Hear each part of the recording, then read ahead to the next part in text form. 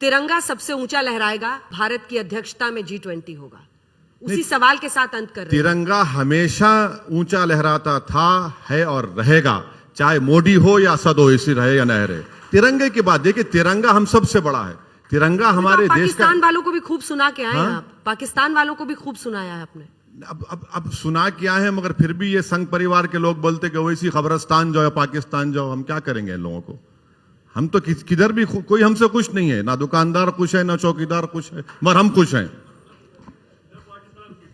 तो तिरंगा, हाँ बिल्कुल, पाकिस्तान भी खुश नहीं है। अब तो चीन भी खुश नहीं होगा कल से।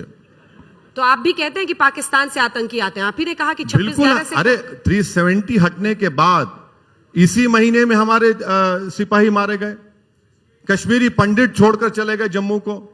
हो रहा है ना, बिल्कुल आ रहे हैं। और हम वर्ल्ड कप मैच खेल रहे हैं उनसे नरेंद्र मोदी स्टेडियम में। अब बताइए आप, ये हो सकता है क्या? क्रिकेट मैच भी हो रहा, आतंकवादी भी आ रहे हैं देश से। देखिए आप, क्रोनोलॉजी समझिए। अमित शाह ने कहा था।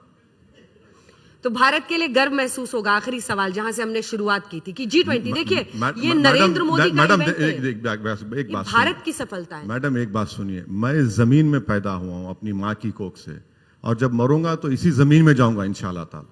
ये जमीन मुझे इतनी मोहब्बत है, इस जमीन से मुझे हमेशा मोहब्बत थी और रहेगी। मैं ये नहीं मानने को तैयार नहीं हूं कि किसी देश के प्रधानमंत्री से इस जमीन की अहमियत बढ़ जाएगी।